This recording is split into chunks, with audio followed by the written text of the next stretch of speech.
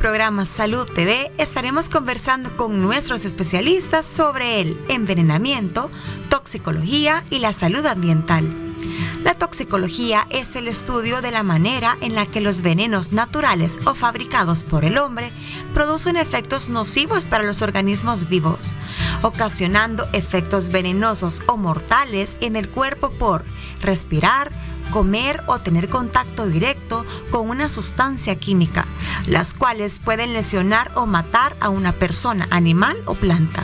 Esta ocurre cuando una sustancia entra en contacto con la piel, los ojos o la mucosa del sistema digestivo o respiratorio. Algunas veces se agregan diferentes sustancias a los alimentos para mejorar su apariencia, sabor o aroma, incorporando aceites, azúcares, almidones y otras sustancias que dañan nuestro organismo. Asimismo, otro tipo de problemática conocido como polución. Este es uno de los contaminantes ambientales más famosos. Se produce a causa de la emisión de sustancias químicas a la atmósfera que afectan directamente la calidad del aire. Es la más conocida como monóxido de carbono. Si desea conocer más sobre este tema, siga en sintonía de su programa Salud TV, tu doctor en casa.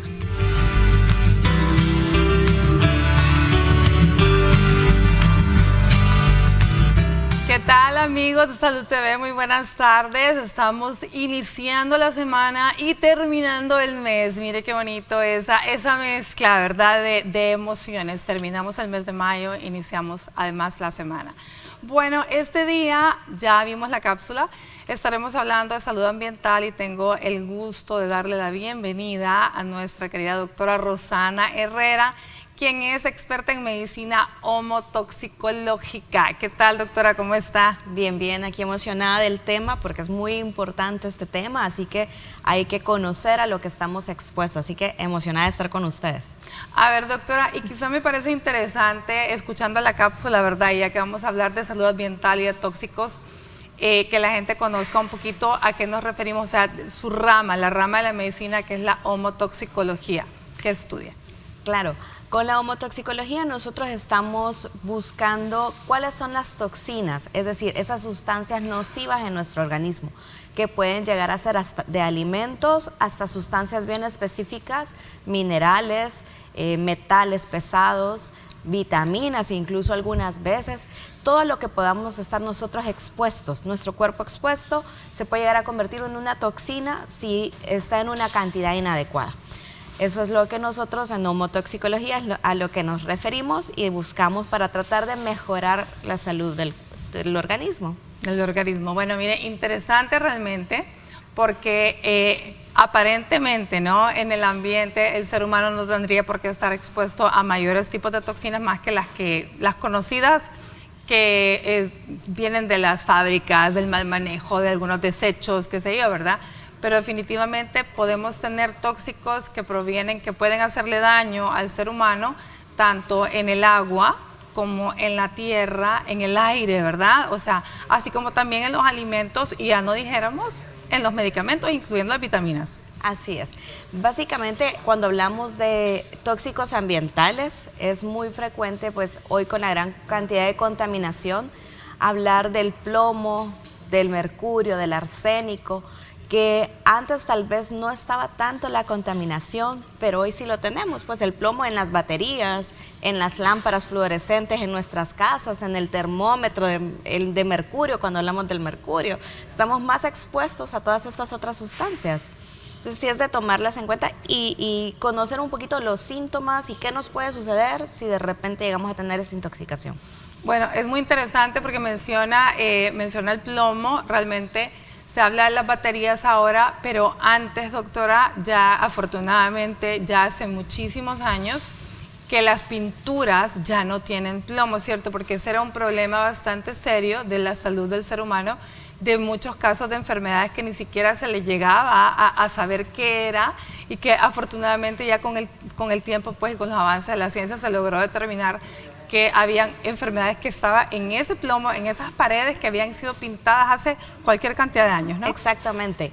Creo que todavía con las pinturas pues tenemos la ventaja que ya a nivel en nuestras casas las pinturas ya son libres de plomo, la mayoría, a excepción de aquellas casas antiguas, todavía tienen el plomo en las paredes, pero hay que tener cuidado porque de repente hay juguetes para nuestras mascotas o en los juguetes de algunos niños que pueden las pinturas estar a base de plomo. Entonces, de repente el niño se lo mete a la boca y está consumiendo una pelotita o un juguete que tal vez sea, vamos a decirlo así, de muy baja calidad el juguete, la pintura con la que este está pintado y ahí estamos teniendo el consumo del plomo.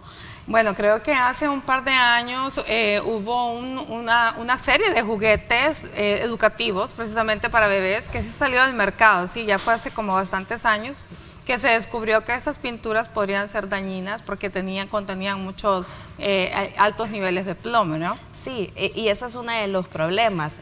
Luego también cuando hablamos de plomo, en el agua también pudiéramos tener el plomo debido a que ahora nosotros los focos, las luminarias, estas lámparas fluorescentes largas también son ricas pues en plomo, ¿verdad? Entonces nosotros las descartamos, el foco se rompe y se puede salir el plomo así como también el mercurio. Entonces ya tenemos dos toxinas en una sola.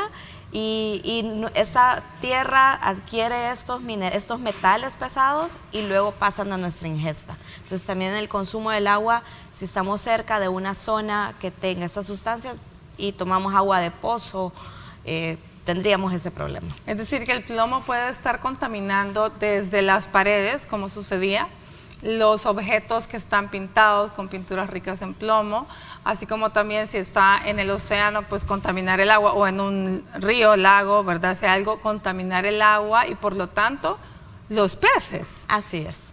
Ahora, otra situación importante con el plomo es el maquillaje, nosotras las mujeres.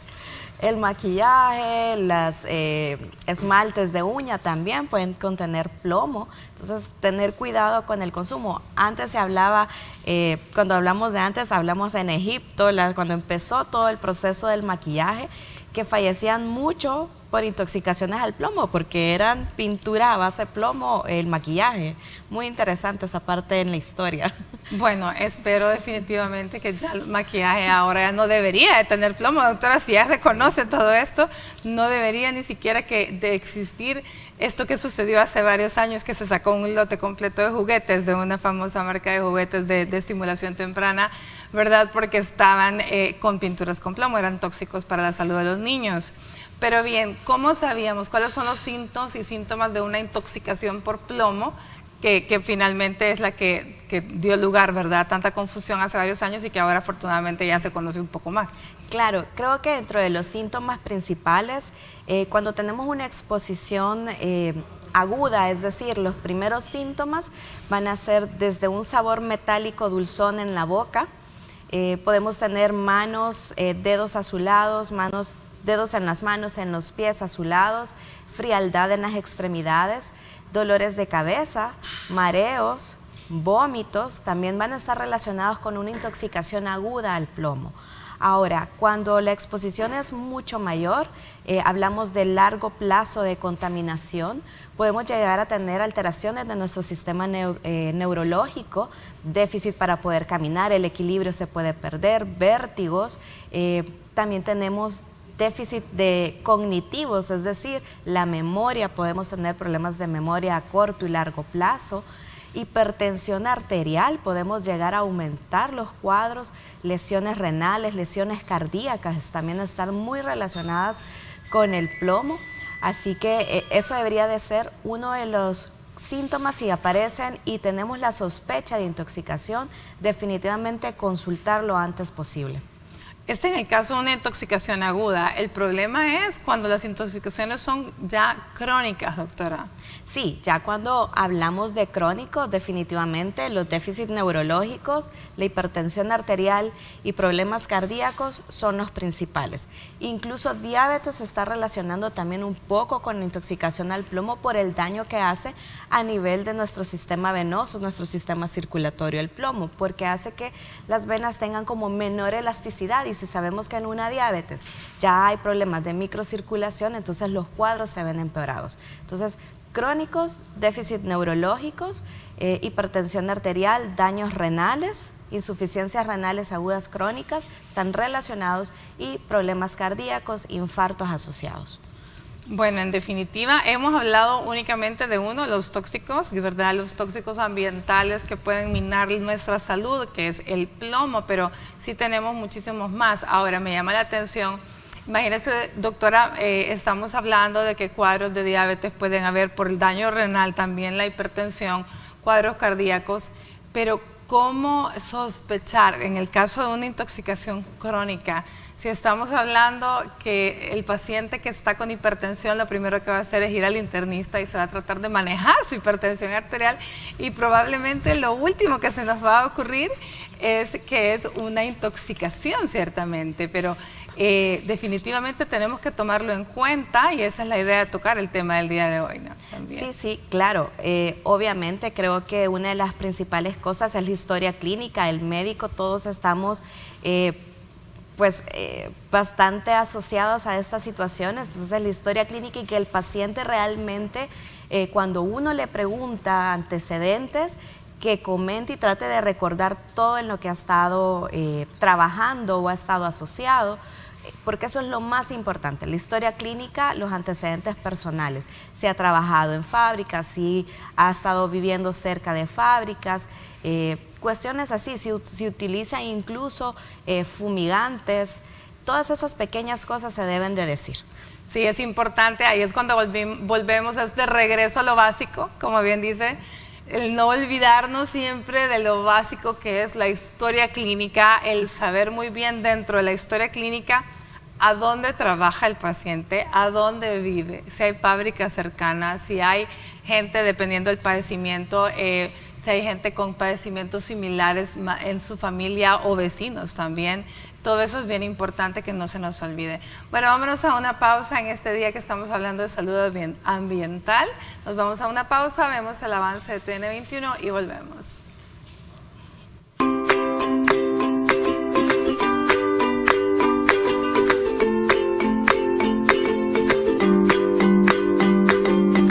Estás viendo Salud TV.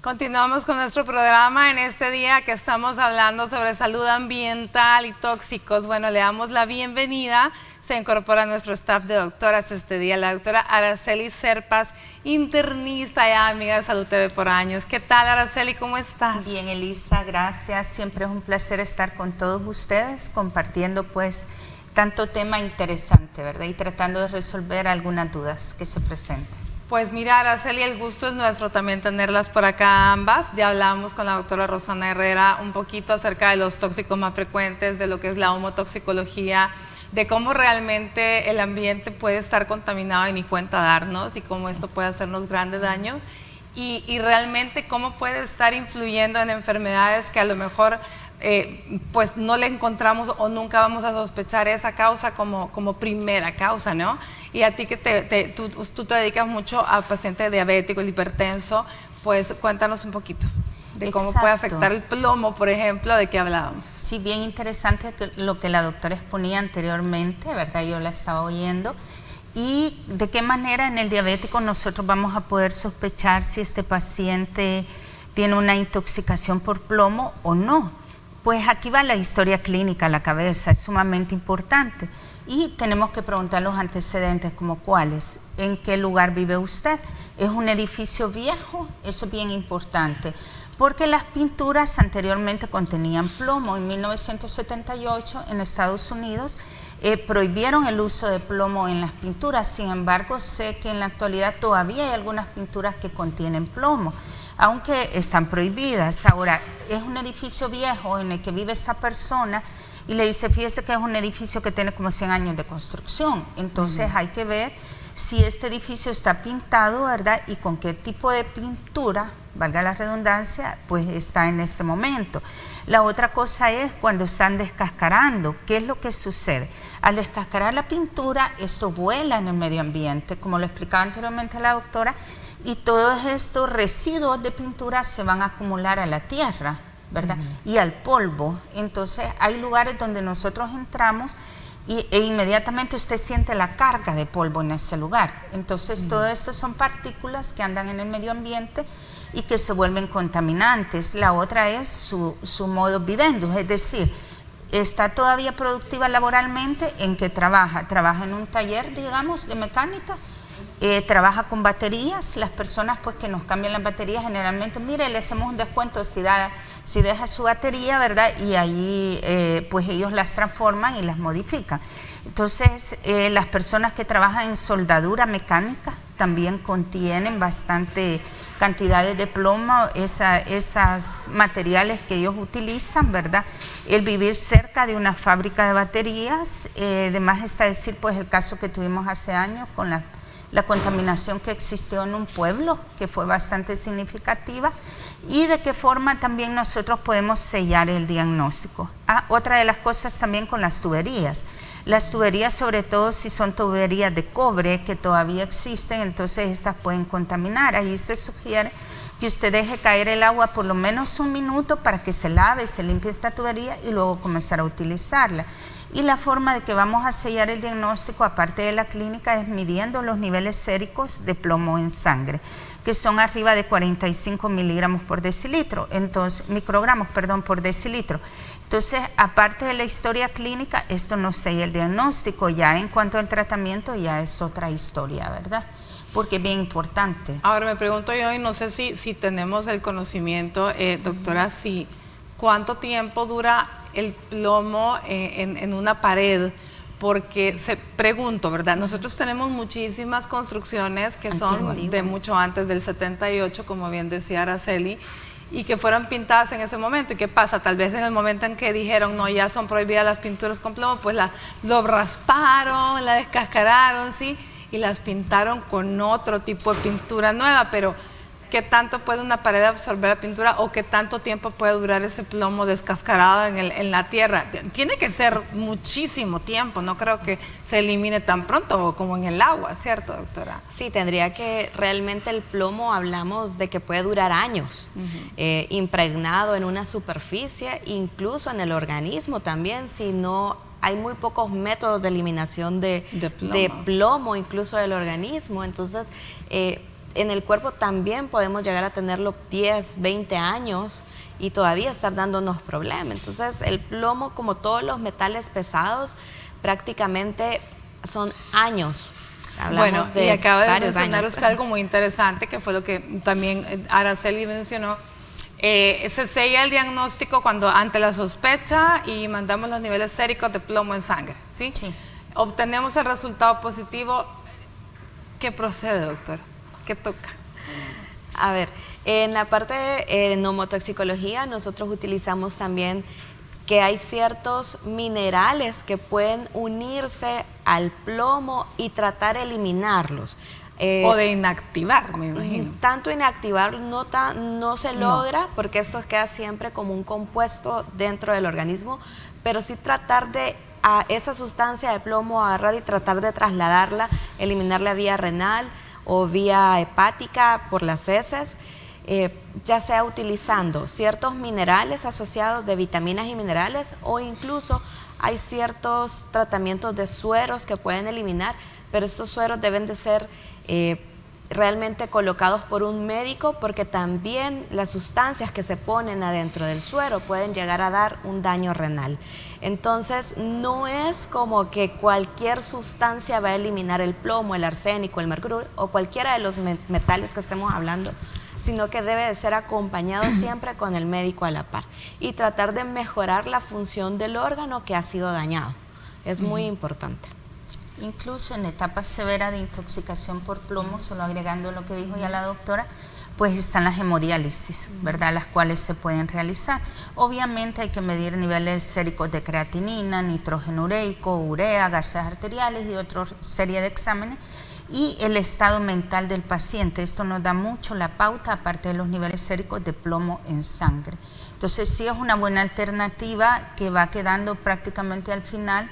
Y en cuanto a un tiempo para que, digamos, esta pared fue pintada, por así decirlo, con una pintura con plomo, no describen un tiempo exacto. Sin embargo, hay lugares que se describe que todavía 30 años después de haber habido una fábrica de baterías, todavía hay niveles circulantes de plomo. Entonces es bien difícil. Entonces por lo menos estamos hablando ante ese dato de 30 años. Sí, como mínimo. Ahora bien, entonces recapitulando, ¿cuáles son los órganos blancos que se ven más dañados por el plomo, específicamente por este tóxico? Pues, a ver, doctora. Sistema nervioso central, ¿verdad? Alteraciones del estado de conciencia, a nivel cardíaco, a nivel del riñón. El daño al riñón pues va a la cabeza. El daño a nivel del hígado, ¿verdad? Y niveles gástricos también, porque pueden haber daños a niveles gástricos. Muy bien, por lo tanto, cualquier persona que de pronto tenga padecimientos de esto, siempre hay que tomar en cuenta dentro de la historia clínica, por lo menos si tenía este factor de riesgo. Exacto, ¿no? Sí. Es algo bien importante. Bueno, ¿cuál sería el siguiente tóxico ambiental más frecuente, doctora? Estamos hablando del mercurio. El mercurio es otro de los principales. Muy frecuente, antes se utilizaban amalgamas dentales a base de mercurio, entonces uno estaba tragándose el mercurio en esas amalgamas. Ahora ya los odontólogos pues las han cambiado, están utilizando otros métodos, pero en aquellos pacientes mayores de edad que todavía tienen esas amalgamas dentales de mercurio, pudieran tener cierto grado de intoxicación. El mercurio también lo podemos encontrar de repente en alimentos, pescados, mariscos. El mar está muy contaminado en ciertas áreas. Cuando hablamos de pescados hablamos de tiburón, de atunes, que son dentro de los que su carne pueden tener mayor cantidad de mercurio. Entonces son de alimentos que tendríamos que tener con cuidado. La exposición al mercurio es muy frecuente también. Esa es una de las recomendaciones por la cual tampoco debemos de abusar mucho del consumo de pescado, ¿cierto, sí, Araceli? Sí. Sí, los atunes contienen bastante cantidad de mercurio, incluso el salmón, tan delicioso que es y tan rico en proteínas y que lo dejamos mucho en la dieta, existen algunos tipos de salmón que son ricos en mercurio. Entonces hay ciertas áreas que se sugiere que no se consuma el salmón de esas áreas por las aguas contaminadas. Ese es el problema. Qué difícil, porque realmente saber de dónde... Uno no sabe de dónde proviene. Uno no sabe de dónde proviene el salmón o el atún que compró en el supermercado. Y bueno, y si este atún está enlatado, creo que llevamos un extra, ¿no? Llevamos algo más, los preservantes. Sí, los preservantes, el aluminio de la lata. Entonces todo. Recuerden que cualquier tipo de sustancia, por natural que sea, y pues la obtengamos a través de un sembradío, de lo que sea, si hay un exceso de ingesta de esto, si hay un cuidado inadecuado, un exceso incluso en la fumigación de estas plantas para evitar que lleguen plagas, pueden llevarnos a una intoxicación o a un envenenamiento. Entonces debemos de ser muy cuidadosos. A ver, ¿cuáles son los órganos que más se ven afectados con el mercurio? Con el mercurio hablamos prácticamente del sistema nervioso. Es el principal en afectación. Incluso las madres embarazadas pueden pasar al bebé ese mercurio y darnos daños cognitivos en los bebés. Abortos naturales, predisposición a partos prematuros también están asociados con el mercurio en las situaciones de embarazo. Y cuando hablamos del sistema nervioso, pues igual, problemas de memoria a corto, largo plazo, temblor fino en los pacientes que se pueden asociar a Alzheimer o Parkinson, que uno lo pensaría y realmente puede ser una intoxicación al mercurio. Cefaleas, dolores de cabeza frecuentes también asociados a esta intoxicación. Tenemos también aquellos mareos, muy raro que puedan estar asociados a vómitos o reflejos vagales, pero lo principal son el daño cognitivo, ese aprendizaje difícil en los niños, que los adultos de repente empiezan a tener déficit de atención y tal vez no han tenido nunca ese problema. Entonces ahí es donde empieza a dañarnos el mercurio. Bueno, y como es curarnos en salud, ¿cuánto es el consumo de atún o de salmón o de pescado en general que nosotros tendríamos que tener como máximo para prevenir y no entrar en un grado de intoxicación, Araceli? Pues es bien difícil saberlo, bien difícil, porque volvemos a lo mismo. Si es un atún que se proviene de ciertas áreas de cierto mar, ¿verdad? Donde ya sabemos que hay áreas más contaminadas, que los niveles de mercurio son altísimos, por consiguiente una poca ingesta de esos trozos de atún van a contener un alto contenido de este mineral. Entonces es bien difícil, creo que es de suma importancia allí que nosotros pues conozcamos las áreas que están más contaminadas, ¿verdad? Y eso pues creo que nos queda de tarea a todos, y leer las indicaciones de los alimentos, porque en las indicaciones dice, proviene de tal lugar. Entonces, si nosotros sabemos que este atún proviene de X mar, ¿verdad? Entonces vamos a tratar de evitarlo y buscar uno que sea de un área menos contaminada. Ahora, ¿qué sucede? Hay personas que, por ejemplo, en la dieta dejan atún 3, 4 veces por semana. Eso mismo te iba a decir, Exacto. que es bien difícil porque estamos pidiéndole a la gente que no consuma carne roja en demasiado, y que pongamos más pescado y ponemos más atún, y de pronto ahora estamos diciendo que también el atún. Que también eso no. Y por ejemplo, yo no le puedo decir a alguien, mire, coma solo salmón, cuando las condiciones económicas en nuestros países son bien difíciles. Entonces creo que ahí es bien importante revisar la viñeta, ¿verdad? Y esto creo que es una costumbre que deberíamos de tener todos, y ver los componentes y el nivel que contiene cada alimento. Bueno, vámonos a una pausa comercial y continuamos con más del tema de hoy.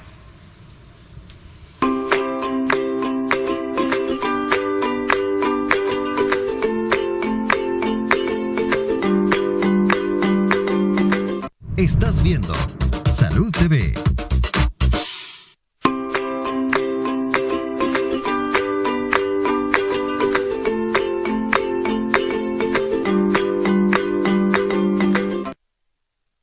Continuamos con nuestro programa, y en este bloque estoy muy bien acompañada con la doctora Flor Machado. Ya usted ya la conoce, la doctora nos visita de Médicos en Línea de El Salvador. ¿Cómo está, doctora Machado? Muchas gracias por la invitación, súper contenta de estarlos acompañando nuevamente, y como siempre ofrecer pues nuestro servicio de médicos en línea y también a educar a toda nuestra población. Muchísimas gracias realmente siempre por también visitarnos, ¿verdad? Y venir a contarnos y a recordarle a la población que tienen este servicio tan bonito y tan útil, que es completamente gratis. Cuéntenos un poco más quiénes son Médicos en Línea para la gente que todavía no la conoce. Sí, para toda la gente que todavía no conoce acerca de este proyecto, Médicos en Línea El Salvador, pues fue creado en este tiempo pues de pandemia, en la cuarentena, cuando nosotros veíamos que todos los pacientitos a veces habían perdido sus controles, no iban a consultar por el temor de contagiarse, pues inició, ¿verdad?, esta iniciativa de Médicos en Línea El Salvador, que es una consulta en línea totalmente gratis para todas estas personas que necesitan de la atención médica. Entonces, usted fácilmente puede acceder, ¿verdad?, desde su teléfono, desde la computadora, o nos puede hacer una llamadita y nosotros con gusto le vamos a dar esa atención. Mire qué bonito, ahí tiene usted en pantalla el número telefónico 2235-3161, y también tiene el Facebook de Médicos en Línea de El Salvador. Este es como para poder ser atendidos a través de Messenger. Sí. Y ahora, pero también tienen un WhatsApp, me parece. Claro, nos pueden buscar o llamar por WhatsApp al 7210-0690. Con gusto usted nos manda su mensajito, nos puede decir su padecimiento, y nosotros con todo gusto le vamos a dar la atención que usted necesita. Si necesita algún examen, nosotros se los podemos indicar, y ya cuando nosotros tenemos un diagnóstico, si es una patología que la podemos manejar por este medio, pues le vamos a dar también su receta médica con los medicamentos que usted necesita, e inclusive se le pueden enviar hasta su casa de una forma gratis. El envío, ¿verdad? Solamente tendría que cancelar sus medicamentos. El medicamento, sí. Ajá. Bueno, mire, esto es bien importante lo que la doctora acaba de mencionar, porque puede ser que hay muchos pacientes, como ella bien dijo, cuando esto comenzó, que perdió sus controles con sus médicos, ya sea a nivel institucional o público, sí, o privado incluso, y que de pronto tuvo la necesidad de consultar y no podía, ¿verdad? Siempre es importante que cuando llame, pues tiene que darle todos los antecedentes, ¿cierto, doctora? Claro, eso es súper importante, porque al iniciar este proyecto nos estamos dando cuenta que mucha gente se está automedicando.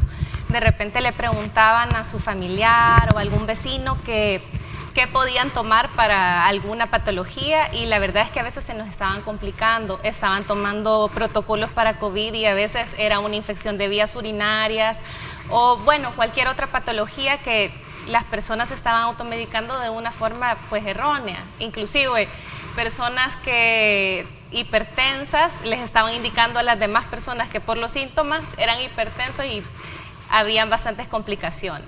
Sí, realmente en este periodo de cuarentena hubo muchas situaciones en las que muchos pacientes se descompensó, muchos por automedicarse, por temor, otros porque malinterpretaron tanta información que se obtuvo a nivel de redes sociales, en las cuales pues no todo lo que se hablaba era correcto, era con evidencia, y realmente la automedicación siempre ha sido y no dejará de ser un problema serio. Así que qué bueno que también pues contamos con la ayuda de Médicos en Línea para que usted pueda de pronto consultar con sus síntomas, pero recuerde que siempre tiene que dar todos sus antecedentes, ¿no? Porque si ya toma medicamentos y usted no le dice a la doctora que está al otro lado, no le dice los medicamentos que toma, pues entonces podemos caer también nosotros, aunque sea un médico, en cometer errores, ¿no? Sí, exacto. Así que eso es bien importante. Es súper importante esto de los antecedentes. A cada persona se le ve individualmente y dependiendo de lo que usted padezca, de sus antecedentes, pues nosotros le vamos a dar esa atención. Nos pueden buscar, ¿verdad?, en Facebook como Médicos en Línea El Salvador. Ahí usted nos puede mandar un inbox, inmediatamente le van a responder. Nosotros somos una red de médicos que estamos pendientes de lunes a viernes de 8 a 5 de la tarde y los días sábados de 8 a 1.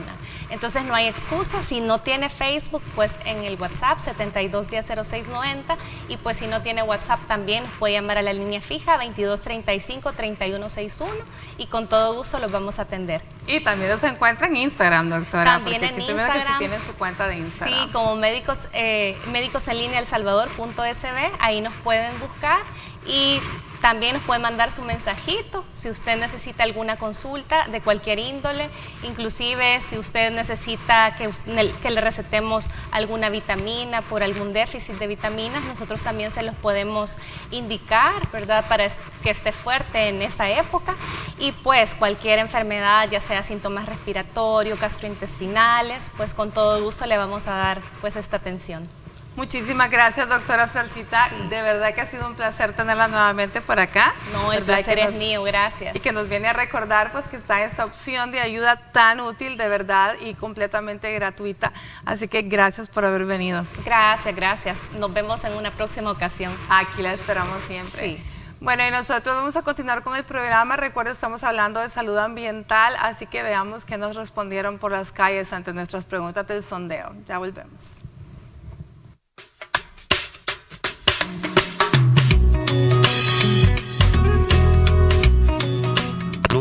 En lo que es la respiración y otros factores que también pueden incluir en lo que es relacionado al cuerpo, ¿verdad?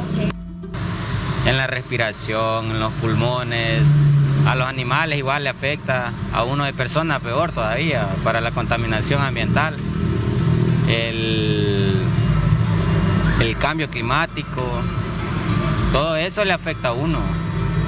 Igual, o sea, cuando quemamos basura contaminamos la atmósfera, nos contaminamos nosotros mismos, o sea, hay diferentes puntos en cuanto nos afecta a nosotros. En la piel, en los ojos, en el organismo, en todo aspecto. Está los bronquios, las alergias, infecciones de todo índole. Bueno, nosotros que estamos en el área de hospitalaria, muchas personas están llegando, digamos así, por enfermedades respiratorias. Eso afecta bastante, porque mucha gente, usted ya bien sabe que hoy la gente quema la basura y la basura, o sea, va a parar al río y toda la cuestión. Entonces mucha gente llega por decirle así, con enfermedades respiratorias y diarreicas. El humo de los vehículos, las basuras que se tiran en los mares, en el río, todo eso hubiese sido controlado, el ser humano estaría hoy pues en mejor calidad de vida. Nos puede afectar a nivel sistémico, la contaminación ambiental a nivel del sistema respiratorio, ¿verdad? Puede afectar Por ejemplo, el humo de los buses afecta contaminando lo que es el oxígeno.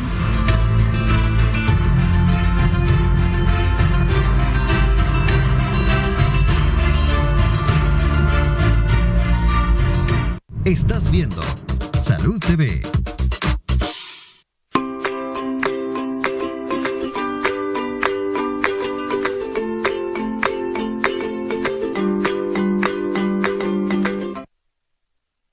Muy buen provecho a usted que está almorzando. Gracias por permitirnos acompañarle. Este día estamos hablando un poquito de homotoxicología, de tóxicos, de salud ambiental.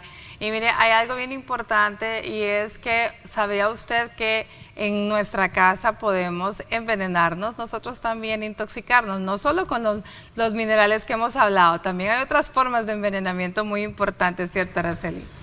Muy cierto, existen diferentes tipos de intoxicaciones, las cuales pueden ser producidas por bacterias, por virus, por medicamentos, por tóxicos, llámele veneno o cualquier otra sustancia de ese tipo. Entonces, ¿de qué manera nosotros podemos prevenir? Y esto es algo bien importante. Si usted ha guardado de casualidad, hay veces compramos un veneno para las plantas, un veneno para los insectos, los roedores, y muchas veces lo dejamos tiradito por ahí. Si usted lo guarda en un recipiente, este recipiente debe estar debidamente identificado con una letra clara, grande, para que se lea, y en un lugar aislado donde los niños no vayan a tener contacto. ¿Por qué menciono los niños? Porque son los más vulnerables por su naturaleza de curiosidad. Entonces ellos tienden a revisar más, agarran un bote, ni siquiera sienten un olor o no saben qué es y pueden incluso ingerirlo. Otro grupo bien vulnerable en cuanto a intoxicaciones por una confusión, pues son los adultos mayores. ¿El por qué? Porque primero dice, yo lo dejé en esta botella, por ejemplo, y allí me voy a acordar que allí quedó el veneno de la planta, pero resulta que a los días o a las horas, este adulto mayor ya no recuerda dónde guardó este veneno, entonces perfectamente puede agarrarlo e ingerirlo. Entonces de esta manera tratamos de evitar confusiones, o cuando ya su visión ya no es muy buena, entonces aunque esté identificado con una letra muy pequeña, no logran distinguir ellos. Por eso es importante que sea una letra grande y clara, y también debemos de tratar de evitar de guardar estas sustancias en envases llamativos. Por ejemplo, la lejía. Es sumamente frecuente que nos lleguen intoxicaciones por lejía a los hospitales. ¿Por qué? Porque como la lejía es transparente, la guardan en una botella de agua purificada, entonces llegan con sed de algún lugar, solo agarran la botella y lo ingieren. Eso en un dado caso que no haya habido ninguna intención suicida, ¿verdad? Porque hay que descartar esa posibilidad.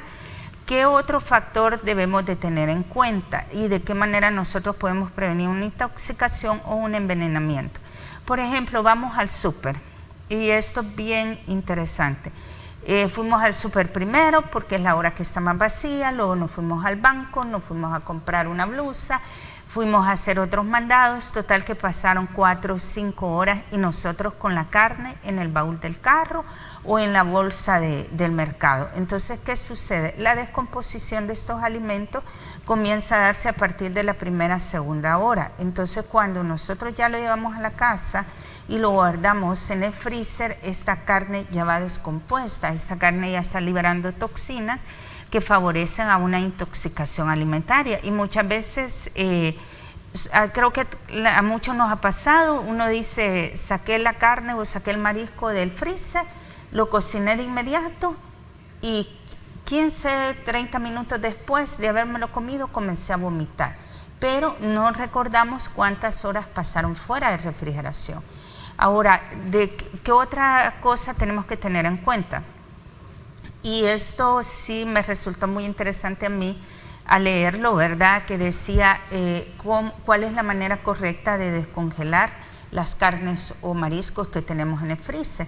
No es dejando la temperatura ambiente, porque de esta manera se proliferan las bacterias, ¿verdad? Favorece la formación de virus o cualquier otra toxina. Sino que si usted, por ejemplo, el día de mañana va a hacer bistec, es preferible que usted saque su carnita de freezer y la deje en la parte de abajo de su refrigeradora.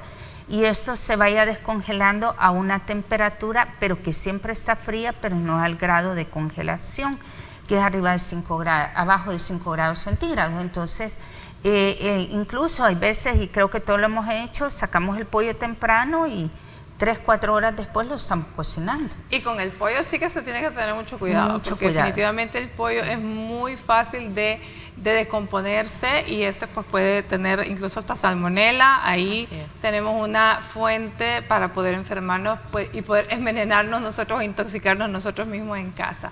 Pero tenemos preguntas, vamos a dar lectura a la primera de ellas para que nuestras doctoras le respondan. Dice: interesante tema. Mi duda es si es bueno calentar la comida con herméticos plásticos en el microondas. Doctora Herrera. A ver, con los plásticos, ahora ya hay plásticos que han sido libres de ciertas sustancias. El polietileno es una de las que pueden ser contaminantes, pasan al alimento y este ya produce una sustancia tóxica en nuestros órganos. Entonces siempre es bueno leer, ¿verdad? El hermético en el que lo estamos poniendo ya tiene que decir que es seguro para microondas, seguro para lavatrastos, porque ya son plásticos preparados para que la sustancia de ese plástico no pase al alimento. Ahora, otra situación importante es que cada vez que nosotros colocamos un alimento en el microondas, las moléculas del alimento cambian, varían. Entonces, podemos perder las sustancias nutritivas de ese alimento y ya no estaríamos nutriéndonos adecuadamente. Entonces, tenemos dos situaciones: el cambio del alimento, que deja de ser nutritivo, y si es un plástico inadecuado, que nos vamos a estar intoxicando por el plástico. Y quizás solo agregar ahí, en cuanto a lo que dijo la doctora, mucho cuidado con los toppers que tenemos en la casa, que ya se están descascarando, que los vemos como que ya están volando partículas. Entonces debemos de tener cuidado, porque estas partículas con el calor se sueltan y se adhieren a los alimentos. Entonces lo que formamos más o favorecemos más es a una intoxicación por estas partículas. Por lo tanto, quizás lo ideal y lo, descartarlo. Y lo que debería quedarnos ahora este día, doctora Herrera, de lo que escucho, es mejor sacar del topper o del depósito plástico hermético lo que usted va a consumir, ponerlo en un plato de cerámica, ¿sí? Así es. Y mejor ponerlo, que sí se puede poner en microondas, para que usted no esté consumiendo tóxicos provenientes de plástico, ¿verdad? Ya sea que esté nuevo, que esté viejo, o que diga que se puede y no sabemos, porque sí, realmente no. Bueno, veamos la siguiente pregunta. La siguiente pregunta nos dice: quiero saber si es malo siempre pintar las uñas, siempre andar pintadas las uñas, o por mucho tiempo con el mismo esmalte, y qué tanto daña el organismo el acrílico. Muchísimas gracias. Mire, qué pregunta más interesante, esa nos interesa a todas las mujeres. Ajá, doctora Herrera. A ver, creo que lo más importante es tener un esmalte de buena calidad. Irnos a leer la letra pequeña, tal vez no de buena calidad, sino que leer la letrita pequeña. Todos los esmaltes tienen una viñetita, a veces que hay que levantarlo y leerlo, que ver los componentes que este tenga. Hablábamos que el plomo es uno de los que pueden estar ahí, el arsénico también en los esmaltes, en los arsenicatos, ¿verdad? Entonces, leer esa letra pequeña. Si vemos que nuestro esmalte tiene cualquiera de esas sustancias, mejor dejémoslo a un lado. Ahora, cuando hablamos de los otros esmaltes, pues no habría mayor problema tenerlo una semana, el esmalte. Con las uñas acrílicas, el cuidado es las acetonas y los extras que se utilizan. Eso sí puede dar una dermatitis, hacer que las uñas se vuelvan más frágiles. Entonces lo que estamos teniendo serían problemas tópicos. Afortunadamente solo son problemas tópicos. Tópicos, sí. Y no solo eso también, sino que la formación de hongos, que favorece más, porque la uña la liman demasiado. Entonces de esa manera favorece la entrada de un hongo, y también en el caso, por ejemplo, de los esmaltes permanentes, el cáncer en las uñas, ¿verdad? Y en los dedos, sí. ¿Con los esmaltes permanentes? Los esmaltes permanentes se favorece más a la presencia de un cáncer por el tipo de luz ultravioleta que se utiliza. Cuando uno mete la mano, la mete a un tipo de luz ultravioleta, entonces esto favorece más a la presencia de un cáncer. Se recomienda que media hora antes de aplicarse el esmalte permanente, más que el esmalte es la colocación de la lámpara, Debe de usarse un bloqueador solar en toda la superficie de los dedos, las uñas y sobre todo las manos. Estamos hablando de cáncer a nivel de piel. De piel. Sí. De piel, ok, muy bien. Bueno, a tomar nota entonces. Veamos la siguiente pregunta. La siguiente pregunta nos dice, quiero saber cuando compro aceites, ¿cuál es la recomendación en cuanto al recipiente y al color o textura del aceite? Bueno, yo me imagino que va dirigido en función a los aceites de cocina, ¿verdad? El aceite de oliva tiene que estar en un recipiente de vidrio y que tiene que ser ámbar, ¿no? Sí, así es. Los de oliva, ámbar y de vidrio para que no se absorba al plástico y perdamos esa parte nutritiva del aceite de oliva. La otra situación con el de oliva, que se debe de evitar que se queme en la cacerola, porque este ya forma otros compuestos que pueden generar una intoxicación. Entonces, el aceite de oliva es el principal a evitar quemarse. Igual, pues, si tenemos una cacerola que ya está descascarándose, cualquier aceite que le pongamos, vamos a estar consumiendo el estaño, el aluminio de esa cacerola y ya realmente el proceso de intoxicación se da por la cacerola inadecuada. Creo que por ahí anda. Bueno, a ver, y hoy día que hay cacerolas de cualquier cantidad de materiales, a cual más fancy, ¿verdad? O sea, tenemos que si de piedra, que si de hierro, que si de realmente con, ¿cómo se llama? Teflón, ¿verdad? El teflón es lo que era lo máximo antaño, ¿verdad? Ahora es como que lo que menos. Más tóxico. Sí. Pero pasa, ¿es tóxico el teflón? Sí, es tóxico por las sustancias que derivan de ahí, creo que son polietilenos. Polietilenos. Ajá. Entonces, y una especie de carbonatos también, entonces se eliminan con el calor y se vuelven tóxicos y son predisponentes de cáncer. Dios mío, entonces ¿en qué vamos a cocinar? Acero inoxidable. Si es el microondas, si no es el microondas, también es tóxico. Si es el teflón, es tóxico. Lo más recomendable es acero inoxidable. Bueno, ahí tiene la respuesta, gracias. El acero inoxidable, muy bien. Bueno, doctora Herrera, su conclusión final. Creo que lo ideal es mantener una alimentación balanceada, pues así si consumimos carnes, pescado, atún o cualquier otro, sabemos que con verduras o con otras sustancias podemos también eliminar algunas de estas sustancias tóxicas. Igual no solo las verduras son positivas, entonces creo que con los alimentos y las toxinas, el ambiente y evitar quemar basura, que tratar de nosotros proteger el medio ambiente va a ser cuidarnos nosotros también. Muy importante, sí. Eso es cierto, evitar la quema de basura y evitar ser nosotros unos contaminantes de nuestra propia tierra, porque nosotros mismos nos estamos envenenando. Araceli, tu mensaje final. Sí, recuerden que todo exceso es malo, llámele alimento, llámele medicamentos, lo que usted quiera, todo abuso de sustancias, entonces seamos prudentes y siempre va a ser mucho mejor un alimento natural, recién producido, de preferencia orgánico, que algo enlatado. Entonces debemos de tener mucho cuidado en cuanto al maquillaje. Debemos de tener cuidado que sea un maquillaje libre de plomo, porque todavía en la actualidad existen productoras de maquillaje que contienen plomo. Muy bien, bueno, realmente ha sido un placer tenerlas por acá, me ha encantado. Gracias. Son amigas de Salud TV desde el inicio del programa, así que muchísimas gracias por haber estado con nosotros este día. Esperamos verlas en una próxima ocasión muy pronto. Nosotros vámonos a una pausa y ya volvemos.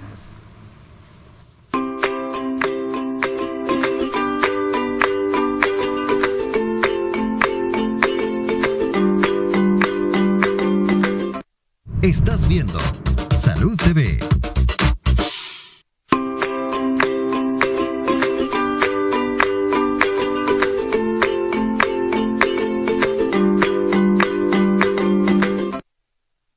Bueno, espero haya tomado nota a quitarse las amalgamas para evitar el mercurio, a no contaminar, a botar lo que está descascarando el plástico, a tener mucho cuidado en casa con medicamentos, con veneno, con todo lo que estemos manipulando, y a cuidar mucho el medio ambiente, porque eventualmente si nosotros cuidamos el ambiente también nos protegerá a nosotros.